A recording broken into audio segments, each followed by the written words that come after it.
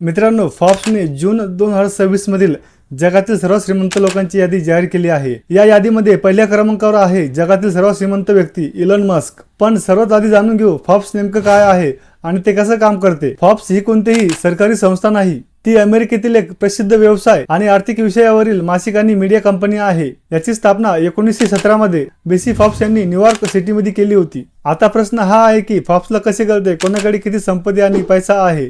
कंपन्यांमधील शेअर्स, मालकी हक्क, गुंतवणूक मालमत्ता आणि सार्वजनिक आर्थिक मालमत्तेचा अभ्यास करून संपत्तीचा अंदाज लावते। जून 2026 च्या यादीनुसार इलॉन मस्क हे जगातील सर्वात श्रीमंत व्यक्ती ठरले आहेत। त्यांची संपत्ती सुमारे 1.1 ट्रिलियन डॉलर आहे, म्हणजे आपले भारतीय जवळपास 94 लाख कोटीपेक्षाही जास्त रुपये होऊ शकतात। कल्पना करा, जर इलॉन मस्क यांनी त्यांची संपूर्ण संपत्ती भारतातील बँकेत 7% व्याजदराने FD मध्ये ठेवली तर त्यांना वर्षाला सुमारे 6,50,000 कोटी रुपयापेक्षा जास्त व्याज मिळू शकते।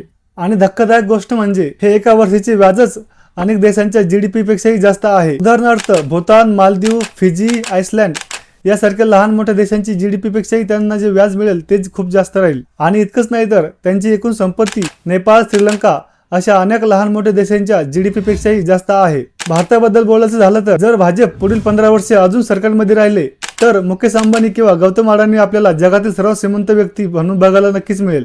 तुम्हाला काय वाटतं कमेंटमध्ये नक्की सांगा आणि अशाच नवनवीन माहितीसाठी माइंड मराठीला फॉलो करा।